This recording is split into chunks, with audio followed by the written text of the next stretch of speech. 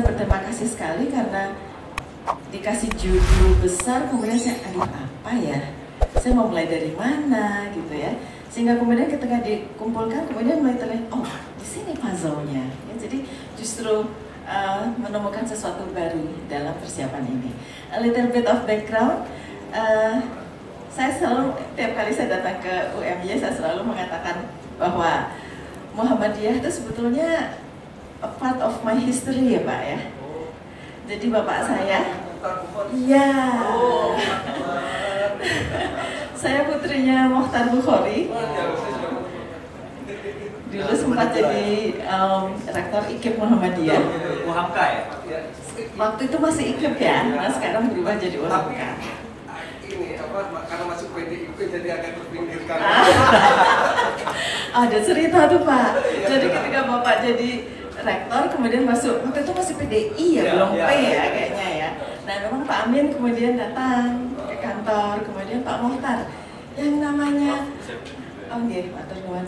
Pak Mokhtar yang namanya orang Muhammadiyah itu biasanya hanya masuk ke Golkar atau P3. PDI itu nggak ada Pak Mokhtar sejarahnya. Jadi Pak Mokhtar sekarang milih mau tetap di PDI atau mengundurkan diri dari IKIP Muhammadiyah. Terus bapak saya bilang, saya mundur Pak Amin. Itu tahun berapa? 97, 98? So, saya sangat senang bahwa Ihsan ini salah satu mahasiswa yang sangat bright di IPB ya. Dan ketika itu sebetulnya dicanangkan untuk jadi dosen di IPB, jadi udah dilirik-lirik gitu. Kemudian ternyata memilih UMY dan ternyata menemukan pasangan di sini. Jalannya sudah seperti itu. Ya gara-gara itu ya. Oke, nah, saya akan membagi presentasi saya dalam 3 bagian. Yang bagian pertama ini sebetulnya melihat tentang pendidikan itu kembali dan kokoh. Jadi ada pemikir-pemikir Indonesia yang kita mungkin agak lupa. Dan ini kesempatan dengan yang muda-muda ini ingin sharing karena di awal tahun 2002 kemarin itu adalah 100 tahun Sujatmoko. Dan kemudian saya terlibat dalam diskusi-diskusinya dan kemudian saya membaca tulisan-tulisannya dan melihat oh ada sesuatu yang penting gitu ya. Jadi kita mulai dengan ini ya. Dapatkah pembangunan dimanusiawikan? Dan dapatkah ilmu-ilmu kemanusiaan diwujudkan melalui pendidikan? Ya, jadi kita bicara tentang pendidikan dulu. Karena at the core of our activities is actually about education. So I would like to start with education. Nah kita tahu bahwa kita tadi sudah dimulai. Pak Faris mengatakan krisis iklim dan itu dengan sendirinya adalah masalah pembangunan dan utamanya karena masalah pembangunan kita itu orientasi adalah pada pertumbuhan ekonomi, bukan pada pembangunan manusia. Ya, jadi ekonomi yang memang diutamakan. Sehingga kemudian muncullah berbagai macam kesenjangan sosial. Ya. Nah ini anekdot yang saya senang sekali kutip ya. Jadi ada pertanyaan ya. What is your opinion on the shortage of food in the rest of the world? Ini kata orang bule tanya gitu ya. Dan yang hadir adalah orang Afrika, orang Eropa, orang Amerika, orang Arab gitu ya. Orang Afrika karena selalu lapar ya. Food? What is food? Katanya. Kemudian orang Eropa, shortage? Apa itu shortage? Orang Amerika yang selalu merasa dirinya adalah penguasa dunia ya. What is the rest of the world? Because they are the world. Orang Arab di sini mengatakan opinion. What is opinion? Oke, ini artinya apa? Ya? Jadi ini artinya bahwa reality itu bisa berbeda-beda, perspektif itu beda-beda tergantung dari kita itu datang dari mana. Ya. Nah, ada seorang ahli ini sebetulnya memang dia ahli sosiobiologi dari Harvard. Suatu hari dia diinterview oleh jurnalis, seorang wartawan ditanya, menurut Pak Wilson, apa sih sebetulnya permasalahan kita 100 tahun yang akan datang? Ke 100 tahun ke depan ini apa? What is the biggest challenges for us? Nah, jawabannya kemudian ini, the real problem of humanity is the following. We have Paleolithic emotions, medieval institutions, and godlike technology. And it is terrifically dangerous, and it is now approaching a point of crisis overall. Oke, jadi saya akan memulai dari quote-nya E.O. Wilson ini, ya. Apa benar bahwa emosi kita ini ternyata emosi zaman batu, Paleolitik, ya. Kemudian institusi kita tuh institusi masih abad pertengahan, padahal teknologi kita, wah, luar biasa. Nah, jadi ketika kita berada dalam situasi seperti ini, pertanyaannya adalah sistem pendidikan seperti apa yang akan menyiapkan generasi muda untuk menghadapi dunia seperti ini, ya. Nah, ini contoh sedikit aja, mulai dari science and technology di mana kita berada, ya. Nah, ini contoh aja bahwa manusia memang sekarang memiliki godlike technology, ya. CRISPR, gene editing, itu sekarang orang mau hamil, sedang hamil, kemudian anak saya nanti kira-kira ini Down syndrome nggak ya? Wah, nanti dia punya penyakit apa? Itu kan udah di sequence genom manusia, kemudian bisa dilihat, oh punya potensi sakit diabetes misalnya gitu. Kemudian bisa diedit, jadi embrio yang ada, bayi yang ada dalam kandungan itu bisa diedit. Pertanyaannya sebetulnya, apakah ini masa depan yang memang ingin kita tujukan? Apa yang disebut dengan takdir? Apakah ini boleh atau tidak? Jadi sebenarnya perkembangan sains dan teknologi itu memiliki apa ya, makna-makna yang dalam. Dan menurut saya banyak sekali perlu diwarnai oleh pemahaman yang sekarang memang tampaknya sangat terpisah. Jadi sains dan teknologi lari sendiri, agamanya mungkin tertatih-tatih berusaha mengejar, tetapi cepat sekali itu perkembangannya. Itu CRISPR itu baru satu. Nah, ini sebetulnya penelitian dengan mouse, ya, untuk melihat apa sih gen yang menyebabkan ada kita bisa punya organ-organ gitu, ya. Nah, ini katanya di masa depan kita akan mampu menghasilkan organ-organ tubuh, sehingga kita besok kalau sakit jantung, kecelakaan dan sebagainya itu kita bisa mengambil itu dari hewan-hewan, dan katanya yang paling baik adalah babi, ya, karena babi itu mirip sekali. Mungkin itu sebabnya kenapa babi itu jadi haram, ya. Kita nggak boleh ngotak-kutik gitu, karena begitu dikita-kutik, jangan-jangan rahasia di situ, wow, bisa luar biasa, ya. Jadi saya selalu, ya mungkin karena pendidikan bapak, ya, saya selalu menanyakan kenapa ini, ada apa? Dan kemudian ketika melihat perkembangan sains dan teknologi seperti itu, saya mikir, oh wow, ini bahaya sekali, ya. Jadi ini salah satu penelitian, yang kemudian penelitian yang berikutnya ini sudah dilahirkan anak di Inggris, kalau nggak salah 2016, ya. Dia itu dilahirkan, jadi ada in vitro fertilisasi pakai petri dish gitu, ya. Dan dia itu dihasilkan, bayi itu dihasilkan oleh 2 ibu dan 1 bapak. 2 ibu. Jadi orang bingung kan, spermanya 1, loh kok telur. Jadi ada anak-anak yang mempunyai penyakit bawaan ketika belum 1 tahun biasanya meninggal, itu karena ada mitochondrial disease. Jadi mitokondrianya itu tidak mampu menghasilkan energi ATP, sehingga dia ya nggak punya energi, gimana bisa berkembang, sehingga dia mati less than 1 year. Nah, untuk mengatasi itu, kemudian para ilmuwan itu memadukan antara, jadi kalau sel telur itu mitokondrianya dibuang, diganti dengan mitokondria dari perempuan sehat. Sel telurnya adalah sel telur dari si ibu itu. Nah, itu berarti bayi itu dilahirkan dari sel telur perempuan 1 dengan mitokondria perempuan kedua. Pertanyaannya, jadi sebetulnya ini anaknya siapa? Ya, karena orang tadi mengatakan, oh sifat genetik itu muncul dari sel telur, jadi nggak apa-apa katanya gitu. Tapi ternyata sains sekarang menunjukkan bahwa mitokondria itu ada DNA dari mitokondria itu yang kemudian diturunkan ke anak-anaknya, karena sifat-sifat perempuan itu banyak lewat mitokondria. Ini agama di mana?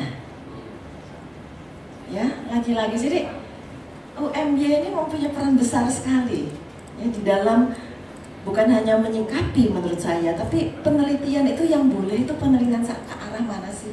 Apakah penelitian seperti ini boleh apa tidak? Itu tidak pernah menjadi wacana. Ya, jadi science and technology, ini nggak usah.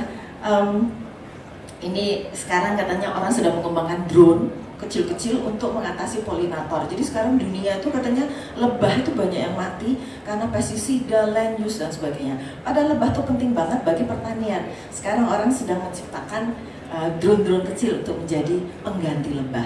Nah kalau saya sih pertanyaannya, kalau akar masalahnya adalah kerusakan lingkungan, lah kok apakah teknologi itu selalu menjawab permasalahan? Nah lagi-lagi banyak pertanyaan dalam. Nah sehingga kemudian Isaac Asimov, dia seorang ahli fisika, kalau nggak salah, dia mengatakan begini. The saddest aspect of life right now is that science gathers knowledge faster than society gathers wisdom. Jadi memang knowledge itu berkembang cepat sekali, kearifan itu sangat terbelakang. Jadi pertanyaan yang banyak saya pikir gitu ya, di sini kita ada pengetahuan, ketika pengetahuan itu terstrukturkan menjadi pengetahuan ilmiah, kemudian kita menganggap kita menemukan kebenaran, terus kearifan itu ada di mana?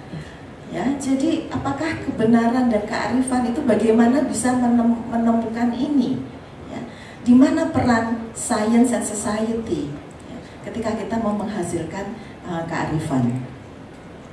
Nah, jadi untuk berikutnya akan masuk kepada ilmu kemanusiaan ya, atau diskusi tentang kemanusiaan itu sendiri. Ini dari Sujatmoko ya. Jadi ini salah satu paper ya, paper yang jadi sekarang sudah ada website Sujatmoko itu semua tulisan 300 tulisan Sujatmoko sudah available on public ya, bisa kita baca, di antaranya bisa dilihat ini. Beliau menulis di tahun 1986 tentang ilmu-ilmu kemanusiaan dan masalah pembangunan. Beliau mengatakan bahwa masalah pembangunan ini ya, dunia ketiga ini kita adalah negara berkembang yang mengejar ketinggalan. Tetapi justru ditepikannya ilmu kemanusiaan ya. Jadi proyek-proyek itu adalah proyek ambisi yang hanya menggunakan manusia sebagai alat dan manusia adalah faktor produksi ya. Jadi mempelajari ilmu kemanusiaan, sejarah, kebudayaan, kesenian itu dianggap kemudian kurang penting. Sistem pendidikan inilah yang kemudian bagaimana bisa membuat sistem pendidikan yang tidak meminggirkan ilmu-ilmu kemanusiaan. Beliau kemudian mengatakan bahwa keilmuan sendiri itu kemudian sedang dipersimpangkan jalan ya. Ada lahir ilmu-ilmu keras yang dianggap sangat penting ya, bentuk penerapan teknologi, dan ilmu-ilmu sosial pun digabungkan menjadi ilmu sosial yang mampu melahirkan implikasi langsung bagi perumusan kebijakan pembangunan ya.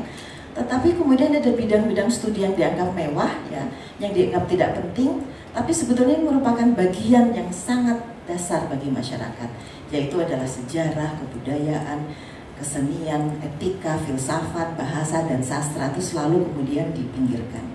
Sehingga beliau mengatakan bahwa diperlukan suatu cara berpikir yang lebih jauh jangkauannya dari apa yang dimungkinkan oleh metode-metode eksperimental dan analitis yang dipergunakan oleh sains.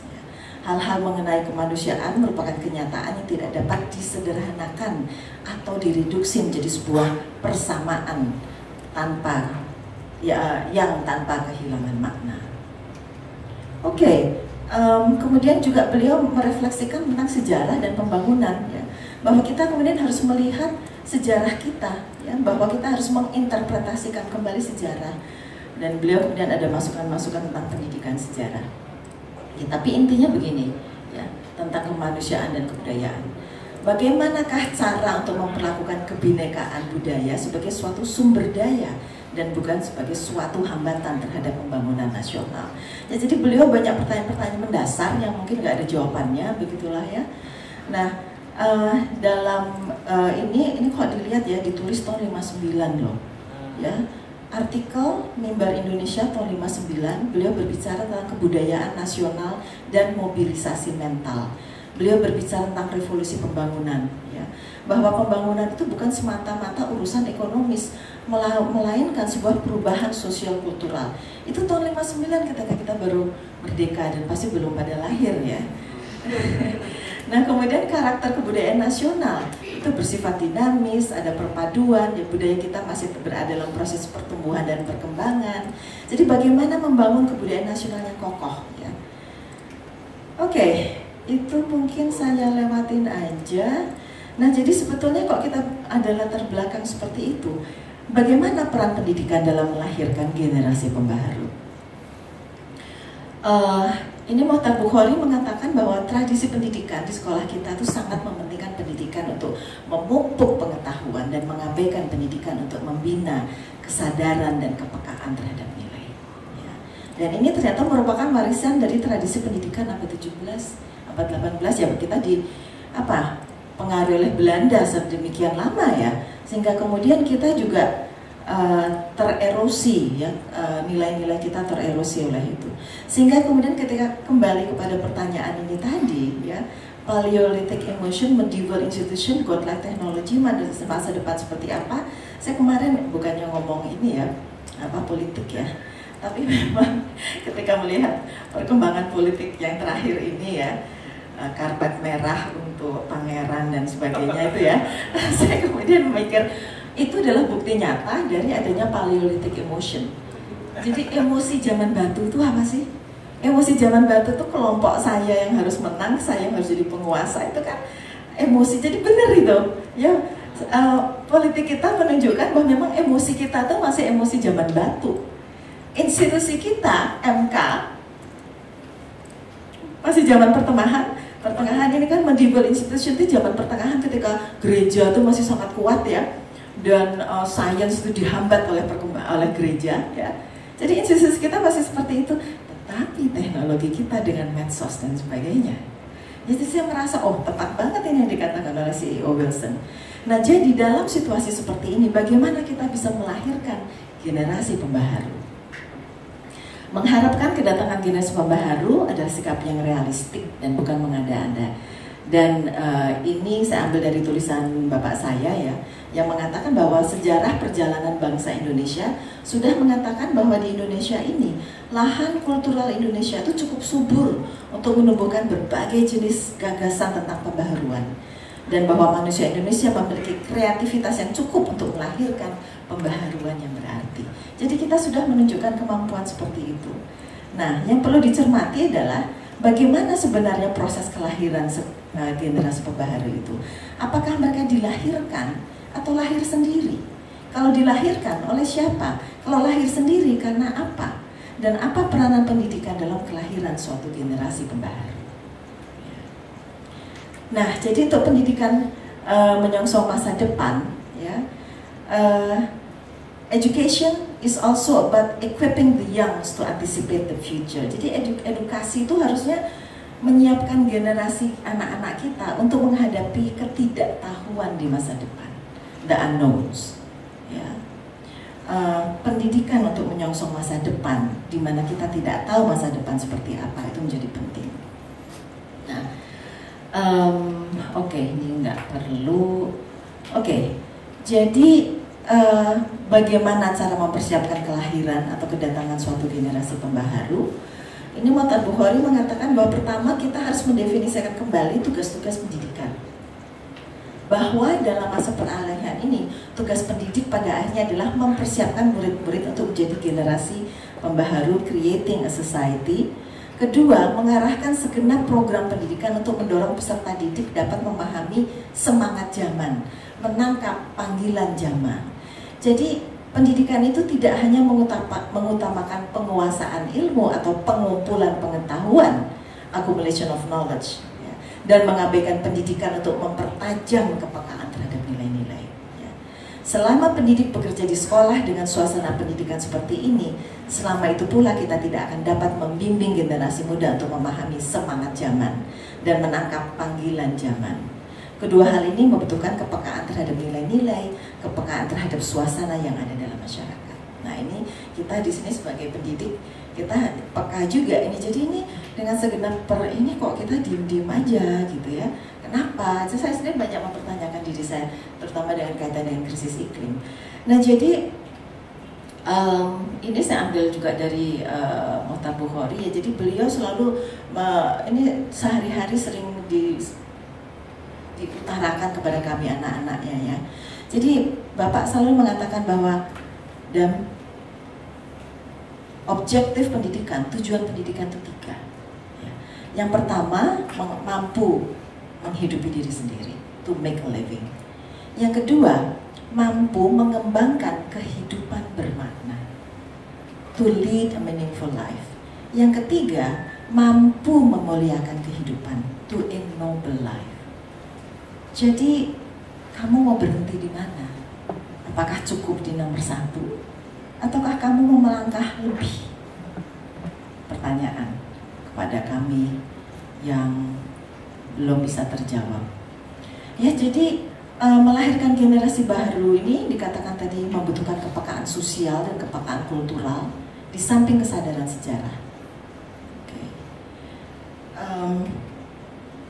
Intelektual muda Indonesia ya, diharapkan memiliki ciri-ciri critical thinking, mampu berkolaborasi, mempunyai daya kemampuan komunikatif yang sangat baik, kreatif, dan juga memiliki compassion, love, cinta terhadap kehidupan, cinta terhadap kemanusiaan, ya. Dan pendidikan yang humanis inilah yang kita harapkan bisa dilahirkan dari sistem pendidikan kita. Memanusiakan anak sebagai individu yang berkarakter. Tapi saat ini kita lihat kita telah menjadi mass education, di mana indikator tepat waktu, IPK, ya, itu menjadi utama, dan itu menurut saya itu melemahkan lahirnya intelektual muda.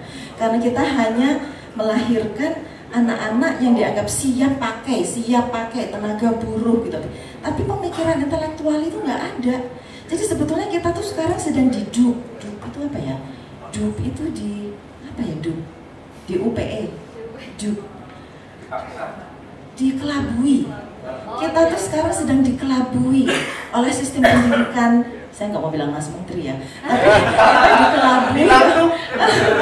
dikelabui oleh sistem pendidikan, seolah-olah itulah yang penting, ya, tepat waktu, IPK dan sebagainya. Tapi kita tuh hanya melahirkan buruh-buruh intelektual, bukan pemikir-pemikir.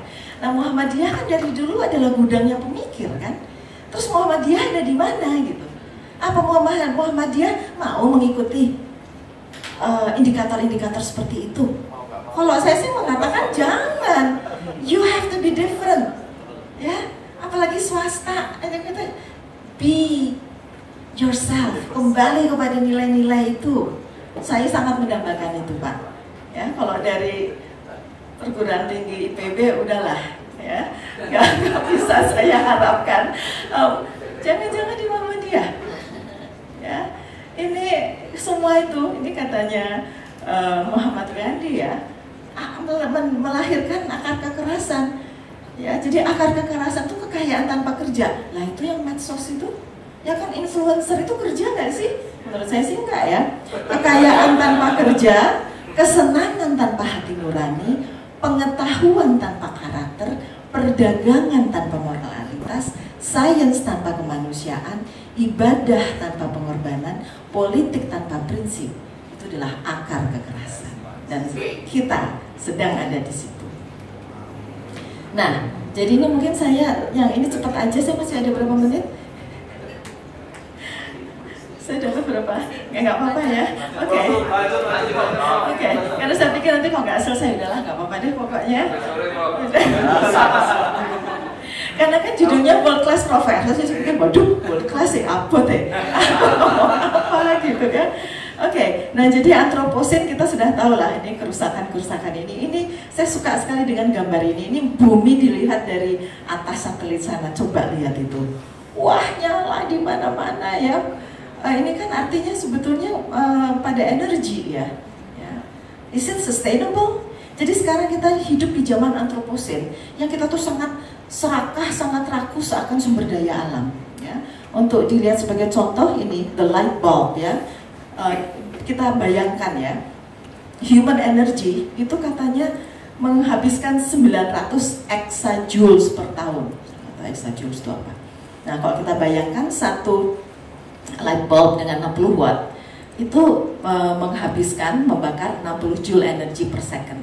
Nah, jadi kalau dilihat to burn through all of that human energy, the light bulb must stay lit for 450 billion years sampai kiamat.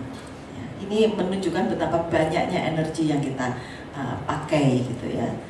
Padahal universe ini tata surya sendiri umurnya baru 13,8 miliar. Ya, kita sudah rakus menghabiskan energi yang cukup untuk 450 miliar. Kemudian kalau kita bandingkan dengan Danau Toba, manusia saat ini mengkonsumsi 10.700 cubic kilometers of fresh water every year, atau 29 kubik kilometer per day, dan itu sama dengan satu Danau Toba setiap 8 hari itu habis airnya, dimakan oleh manusia, dipakai oleh manusia. Okay. Penggunaan raw material, ya, belum sand, gravel yang diambil oleh Singapura ya untuk jadi tanah di sana dan sebagainya. Jadi kita tuh shifting so many land use ya. Kemudian byproduct, hasil sampingan dari manusia itu apa? 9 miliar ton of carbon, 36 miliar ton of carbon dioxide. Padahal all volcanoes on earth, kalau dia meletus ya, dia itu menghasilkan 200 million tons per year. Kita menghasilkan, yang kita hasilkan itu lebih banyak dari letusan-letusan gunung berapi kalau mereka meletus bersama-sama. Ya. Oke, ini sama aja. Jadi itu yang dikatakan bahwa kita saat ini sedang menghadapi extinction ke-6. Ya.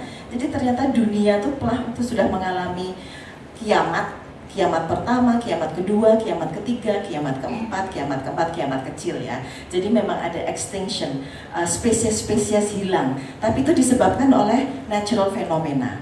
Nah saat ini kita sedang menghadapi extinction, kehilangan ya, kepunahan ke-6 yang diakibatkan oleh manusia. Dan karena diakibatkan oleh manusia, ini katanya untuk mengembalikan itu semua mungkin manusianya harus punah dulu sebelum bumi bisa kembali. Ya, nah ini contoh lagi kehilangan biodiversity, ya, transformation system. Ya. Nah semua itu menyebabkan kita kemudian berpikir tentang sustainability.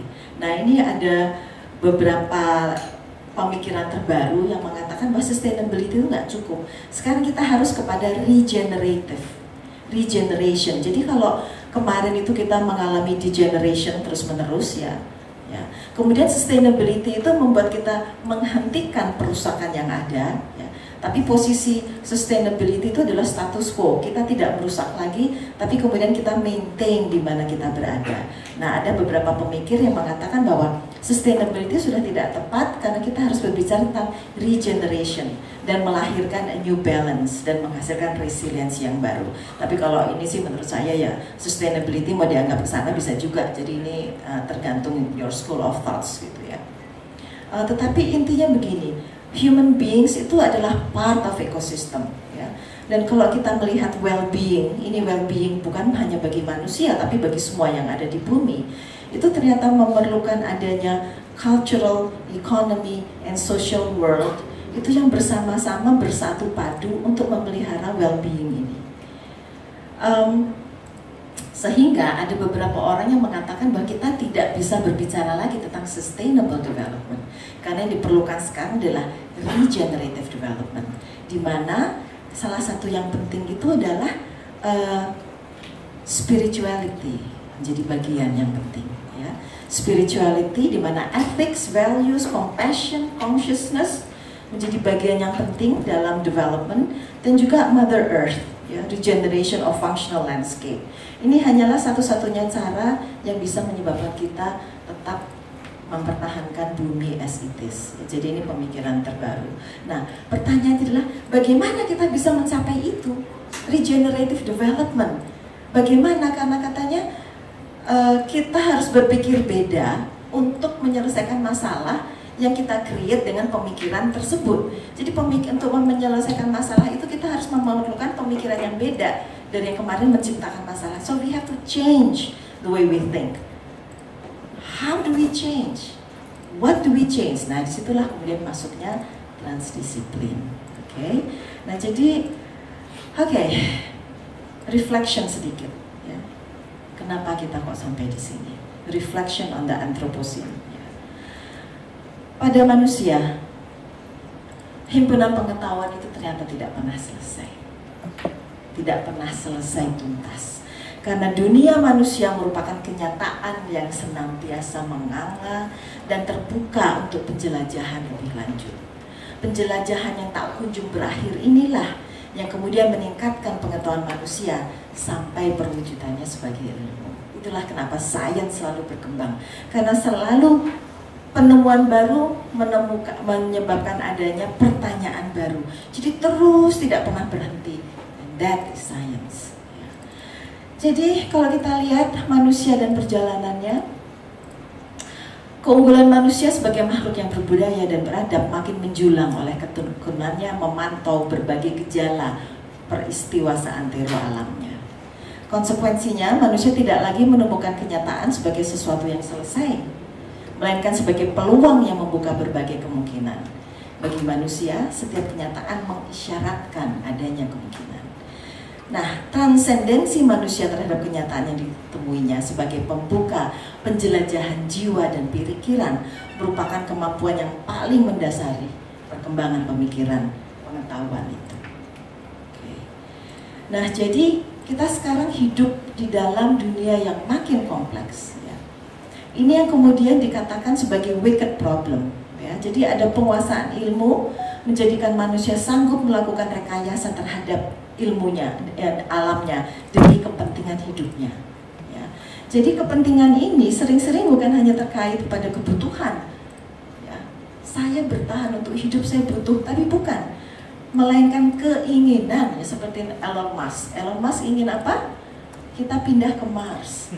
Karena 100 tahun lagi katanya dunia sudah kiamat, sehingga dia sedang menyiapkan macam-macam di Mars. Gitu. Saya pikir uang segitu banyak, kenapa untuk pindah ke Mars ya?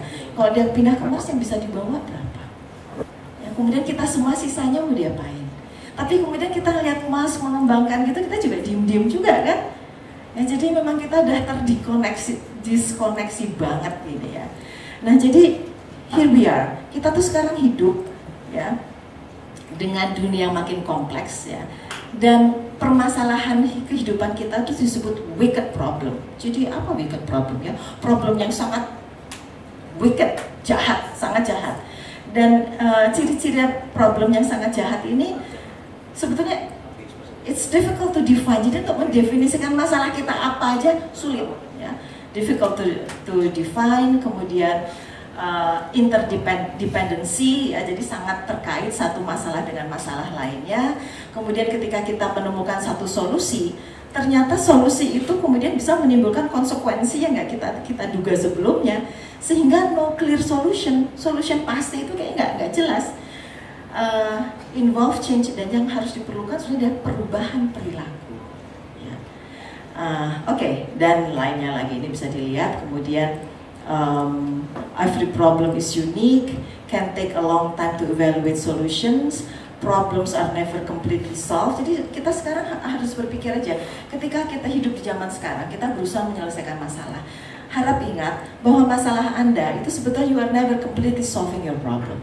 Itu hanya suatu saat aja, dan kemudian Anda harus siap untuk timbul masalah lain, kemudian solving the problem, gitu aja. Jadi adaptasi, selalu adapt to the new problem that may arise, itu aja sebetulnya ya. Nah, jadi sebetulnya kita hidup dengan sangat kompleks, tetapi sebetulnya solusinya itu simple. It's actually very simple, simplicity. Oke, jadi kalau kita ngomong kompleks itu apa sih? Ini ada beberapa ciri tentang complexity yang saya ambil dari teori complexity ya. Jadi permasalahan-permasalahan yang kompleks itu sebetulnya there is no central command. Jadi nggak ada aturan yang utama di sini gitu ya. Kemudian hubungan antara permasalahan itu tidak linear, kemudian tidak bisa dipahami hanya dengan komponen-komponen itu sendiri, dan the whole is greater than the sum of its part.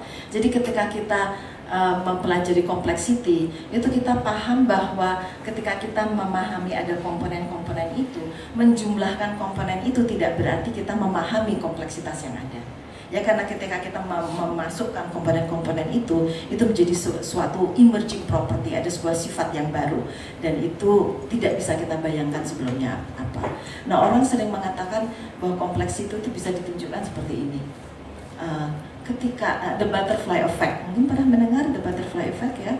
Jadi ketika ada seekor kupu-kupu di Brazil yang mengepakkan sayap, ternyata kemudian itu menghasilkan hurricane tornado di Afrika. Ya. Jadi kita nggak nyangka bahwa ada sesuatu yang kecil di situ bisa berpengaruh ke tempat itu. Adalah pemikiran-pemikiran tentang kompleks itu. Intinya bahwa segala sesuatu itu interconnected. Nah, jadi ketika kita berbicara tentang sustainability untuk masa depan, ya, yang diperlukan itu sebetulnya adalah paradigm shift. Ya. Ada pergeseran paradigma yang harus kita bangun. Ya. Dan principle of sustainability itu adalah memahami kompleksitas tadi yang ada. Kemudian kita harus masuk pada pemikiran sistem, ya, system thinking. Kemudian kita harus memiliki sifat humane. Humane ini penting banget. Dan yang ini agak berat, nanti saya akan usaha terangkan. Tapi ada sebuah zona yang harus kita masuki bersama. Zona ini disebut sebagai zone of no resistance. Kita tidak menolak, ya, perbedaan yang ada, zone of no resistance. Kita harus masuk ke zona ketiga. Ya, ini adalah sifat-sifat dari transdisiplin. Oke, ini nggak usah. Nah, ini saya ambil quote ya dari Thomas Reiter bahwa dia mengatakan sebetulnya yang kita krisis iklim dan sebagainya yang kita hadapi saat ini itu sebenarnya bukan masalah-masalah ekologis, dan jawabannya bukan solusi-solusi teknis. Jadi pasar karbon, menangkap carbon capture. The answer is not technology. It is a societal problem. Jadi permasalahan krisis iklim adalah permasalahan manusia, masyarakat, societal problem, calling for a cultural solution. Jadi solusinya kultural, not technology. Kan banyak nggak setuju sama beliau, dan banyak juga kalau saya presentasi ini pada marah gitu ya. Tapi you need to be humble, ya. Nah, jadi kenapa kita sekarang berada pada posisi ini? Ya, ini maybe I'm very biased ya. Tapi karena kehidupan yang modern ya, dan laissez-faire capitalism yang ya, kapitalisme yang membuat kita itu menjadi ecologically unsustainable dan socially juga unsustainable. Dan kalau kita lihat ya, sebetulnya aturan-aturan ini semua kan bisa diganti. Ya. Growth misalnya, economic growth, indikator ekonomi untuk pembangunan itu bisa diganti, itu kita kan yang buat ya. Ya. Tetapi kayaknya sulit. Ya, kenapa? Kalau di sini mengatakan main obstacle karena contemporary worldview, ya, pandangan kontemporer dunia itu dicirikan oleh adanya disorientasi spiritual. Ini lagi-lagi banyak marah. Oke. Nah, ini Mahatma Gandhi ya, dia mengatakan bahwa the greatness in humanity is not in being human, but in being humane. Ya. Jadi kebesaran manusia itu bukan kita menjadi manusia, tapi sifat-sifat manusia itu. Sifat manusia itu apa? Wah, itu Al-Quran udah lengkap ada di situ ya. Nah, jadi kalau di sini kalau kita bicara tentang human itu kita punya knowledge system, punya budaya, kita punya civilization, culture. Tetapi humane itu kita punya sifat-sifat itu tadi, compassion, benevolent, characterized by tenderness. Apa ya tenderness? Sayang, rasa sayang dan sebagainya. Ini sifat-sifat yang sangat penting. Yang sekarang kayaknya kok menjadi hilang gitu ya. Kalau kita lihat worldview menjadi hilang. Ya. Nah, ini the charter of transdisciplinarity. Kenapa kita kemudian masuk kepada transdisiplin? Ada charter yang bagus yang saya kutip di sini. The dignity of the human being is both of planetary and a cosmic dimension. Jadi manusia itu bukan hanya untuk planet aja, tapi manusia itu juga untuk kosmik, dimensi kosmik. The appearance of human beings on Earth is one of the stages in the history of the universe. The recognition of the Earth as our home is one of the imperatives of transdisciplinarity. Every human being is entitled to a nationality, but as an inhabitant of the Earth is also a transnational being. Ya, jadi kita tuh sebetulnya transnasional, ya. Jadi apa? Indonesia, Amerika dan sebagainya, harusnya kita bisa melewati batas-batas itu semua karena kita adalah manusia bersama. Nah, makanya transdisiplin jadi penting untuk masa depan. Tapi apa itu transdisiplin. Orang masih sering kebalik-balik gitu ya.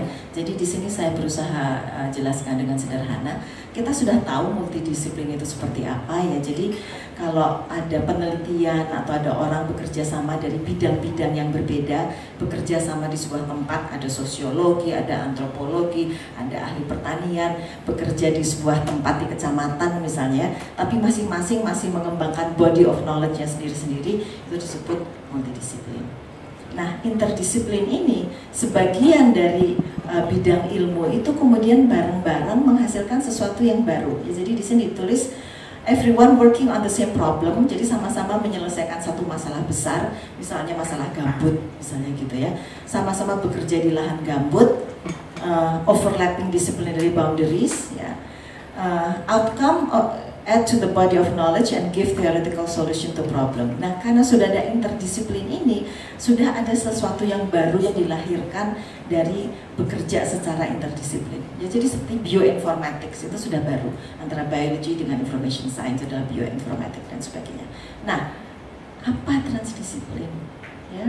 Jadi kalau transdisiplin itu jauh lebih dalam lagi ya, bukan interdisiplin, bukan multidisiplin, semuanya misalnya masih bersama-sama mengerjakan gambut gitu ya, tetapi ada non-traditional perspective, cross-fertilizing assumption, restriction, resolving contradictory point of view. Ya. Jadi saya tadi ketika mendengar center Bapak, saya mikir, aduh memang saya boleh kerjasama dengan Bapak CTSS karena CTSS kan masih mandek Pak, kami memang ya 5 tahun, baru 5 tahun paling, tapi mandek. Saya rasa kok susah banget mengembangkan. Jadi pasti mendengar Bapak, oke, we want to learn a lot from you. Oke, jadi diperlukan ada perspektif yang sangat berbeda, cross fertilizing, dan kemampuan untuk bisa menerima perbedaan yang luar biasa itu, yang pasti akan sangat berat. Ya, jadi ada lots of innovation due to open philosophy and work transform by. Jadi ada transformasi. Kita sendiri bertransformasi karena kita melakukan proses-proses seperti itu. Nah, results in improved theory or model, newly invented methods or techniques, novel synergy. Ya. Jadi kalau digambarkan dengan ini, apa sih yang disebut transdisiplin gitu ya. Jadi kalau kita melihat makanan di sini ya, monodisiplin itu hanya wortel gitu ya, cross disiplin, oke, kita makan salad bersama-sama tapi masing-masing bentuknya masih sama gitu ya. Kemudian multidisiplin itu udah dipotong-potong ya, dijadikan salad makan bareng gitu. Nah, interdisiplin itu jadi sup ya. Transdisiplin itu udah jadi kue. Jadi aslinya lagi itu udah nggak kelihatan. Udah di mix jadi satu, itu menjadi sebuah knowledge yang baru. Nah, pertanyaannya adalah how? Nggak tahu ya, ini salah satu yang saya selalu senang mengutip ya. Sebetulnya Indonesia itu ternyata sudah memiliki itu. Ketika kita melihat kearifan lokal, contoh nyata ya, Sasi, Subak ya. Subak itu kan bukan hanya sistem irigasi membagi air aja, tetapi di dalam sistem Subak itu masyarakat Bali itu mereka sudah paham ekologi lingkungan, mereka tahu di mana sumber-sumber mata air. Kemudian sumber-sumber mata air itu dikasih apa itu? Kayak semacam patung-patung apa gimana ya, dan kemudian mereka kasih offering tiap hari dan itu nggak boleh dibuka ya. Dan kemudian air itu mengalir kemana-kemana, itu ada sebuah institusi. Subak itu institusi yang membagi, hari ini airnya ke petani ini, besok airnya ke petani itu gitu. Dan kemudian mereka menyepakati itu bersama-sama bahwa si A akan dapat dulu, si B akan dapat dulu dan sebagainya. Jadi di dalam pengetahuan lokal kita itu sudah terkandung transdisciplinarity, hubungan antara manusia dengan Tuhan, manusia dengan alam, dan manusia dengan manusia. Itu sudah ada. Nah, jadi a quest for sustainability itu kita justru memahami ini sebagai sebuah kompleksitas. Mereka kan tidak membagi-bagi, oh ada mata air di sini dimiliki perusahaan seperti itu. Jadi common property, common goods itu memang harus dimiliki bersama-sama, nggak boleh dibeli oleh perusahaan dan sebagainya. Ya, jadi mereka sudah memahami interdependence ya, sehingga kita di masa saat ini jangan-jangan yang harus kita lihat adalah bagaimana kita belajar dari masa lalu. Dan ada kearifan di masa lalu yang kita bisa pelajari untuk adaptasi ke masa depan. Ya. Nah, Salah satu yang sulit menurut saya ketika kita bicara tentang transdisciplinarity, itu kita harus merangkul bidang studi apapun, ilmu apapun ya, termasuk indigenous knowledge. Nah pertanyaannya, indigenous knowledge dengan western scientific knowledge itu ininya beda, apa namanya, school of thought-nya kan beda banget gitu ya. Misalnya, ya kalau indigenous knowledge dia kualitatif, kita diajarin untuk berpikir kuantitatif, ya, harus kuantitatif. Kemudian mereka indigenous knowledge, intuisi, kita sangat rasional. Indigenous knowledge holistik, kita modern, sangat reductionist. Kemudian moral spiritual jadi penting, kita katanya ilmu itu katanya tidak ada nilai. Ilmu itu katanya value free. Kemudian yang lalu adalah ada mind and matter, kita sangat mekanistik. Mereka empirical, kita lebih experimentation, sistematisasi dan sebagainya. Indigenous knowledge yang melahirkan pengetahuan itu dipegang bersama-sama oleh pelaku itu sendiri juga. Sedangkan kita yang melahirkan pengetahuan adalah spesialis, perguruan tinggi, litbang dan sebagainya. Yang menjalankan ya manusia gitu, yang lain ya. Jadi ada spesialis ya. Kalau ini mereka melahirkan bersama-sama sebagai masyarakat, menjalankannya bersama-sama. Kalau di sini sudah terpisah. Oke, jadi ketika ada perbedaan seperti ini, bagaimana kita bisa menyatukan? Ya, saya nggak tahu.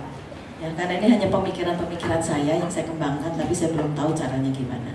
Nah, jadi katanya transdisiplin ini, we have to co-create knowledge, we co-produce knowledge sebagai satu kesatuan utuh yang tidak terpisah-pisah. Ya. Nah, jadi kalau kita mempunyai berbagai macam bidang ilmu, transdisiplin itu memadukan ini menjadi satu ya, dan kita menjadi satu, muncullah sebuah emerging property yang baru, ada sebuah ilmu baru ya, yang tidak kita bayangkan sebelumnya apa ilmu tersebut. Dan itu sebetulnya yang kita pahami tentang bumi ini sendiri ya, bahwa the universe is not made up of parts to create a whole. Jadi bumi itu tidak terdiri dari bagian-bagian yang kemudian disatukan untuk kita, tapi ketika kita menyatukan itu menjadi satu kesatuan interconnected yang nggak kita pahami itu tidak kita duga sebelumnya ya. Jadi interconnectedness selalu intinya di situ. Okay. Nah, jadi yang penting ya, bagaimana dalam transdisiplin itu kita ada ecological worldview, kita memahami sistem, kita mempunyai emotional intelligence dan spiritual intelligence. Ini adalah sifat-sifat yang sangat penting di dalam membangun ilmu-ilmu transdisiplin. 7 menit, oke, ini udah bagian akhir. Jadi kalau kita lihat, ini ada pendekatan transdisiplin ya, ternyata ada sifat-sifat ini, ada kesetaraan. Jadi ketika kita sekarang ke petani, kita tuh bukan ke petani dengan mengatakan, aku ngajarin kamu begini-begini, enggak. Tapi kita mendengarkan karena petani itu mempunyai ilmu yang jangan-jangan justru sangat penting bagi kita untuk mengembangkan ilmu kita. Jadi kesetaraan itu penting, ya, partisipatif dan sebagainya lah ya, open-ended, holism. Oke, dan yang penting di dalam transdisiplin ada proses-proses mendengarkan, memantau, reflektif ya. Dan kita harus siap untuk, you have to learn to unlearn. Ya, Anda harus siap untuk melepas segala sesuatu yang kemarin Anda pelajari. You have to learn to unlearn. Ya. Oke, nah jadi ini ada Nicolescu yang berbicara sedikit tentang bagaimana knowledge itu dikembangkan ya. Jadi dia mengatakan kalau kita berbicara tentang masa lalu itu ya, subak misalnya. Jadi di zaman subak itu ilmu itu dilahirkan oleh subjek, objek dan dia menjadi satu. Kemudian ketika ada modern yang kita ini sekarang subjek dan objek jadi beda. Yang melahirkan pengetahuan berbeda dengan yang mengimplementasikan misalnya gitu ya. Nah, jadi tantangannya bagi transdisiplin itu adalah ini. Bagaimana di tengah-tengah kita sekarang sudah mempunyai subjek dan objek yang berbeda ya. Tadi ada indigenous knowledge, kemudian ada ilmu-ilmu yang sangat berbeda. Kita bisa masuk ya bersama-sama agar science subjek dan objek itu bisa menjadi satu ya. Tapi bagaimana kita mau duduk bersama-sama ketika kita nganggap aku yang benar kok. Jadi misalnya kita duduk tentang gambut tadi, kita duduk sama perusahaan, masyarakat, pemerintah, kita menyelesaikan masalah gambut, kita mau melakukan restorasi gambut, kanal ini harus ditutup. Perusahaan bilang, nggak bisa, itu kanal itu kalau ditutup itu akan flooding bagian saya, nggak boleh itu ditutup. Nah, gimana? Ya, jadi transdisiplin itu memerlukan the hidden third. Kita memasuki zona yang non-resistance itu. Bagaimana kita bisa memasuki zona non-resistance itu untuk kemudian bersama-sama menyelesaikan masalah gambut. Itu tantangannya transdisiplin. Oke, jadi ini nggak usah. Oh, ini penting nih. Nah, jadi menurut Nicolescu, zone of resistance. Jadi dia berbicara tentang reality. Jadi kalau kita duduk bareng-bareng tadi ya, tiap orang tuh kan punya realitanya sendiri-sendiri.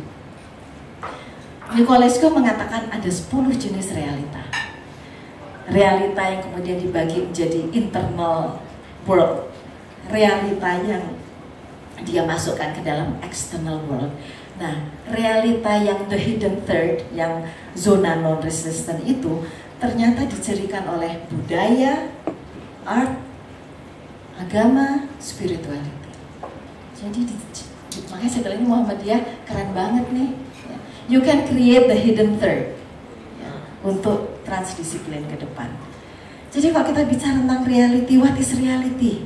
Ya, semua orang punya reality sendiri-sendiri. Ini saya senang menunjukin ini. Oke, kita lihat itu. Kayaknya, ini ada bola sama-sama jalan gitu ya. Wah, bener nggak sih itu bola jalan bareng-bareng? Terus kita lihat nih satu demi satu. Kita lihat poros satu demi satu. Nah, mulai terlihat. Ternyata masing-masing sebetulnya bergerak di porosnya sendiri-sendiri. Ya.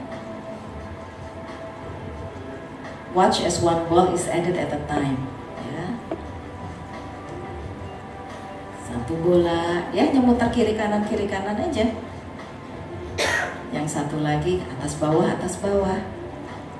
Yang satu lagi samping kiri, satu lagi. Nah, ini yang disebut dengan perception.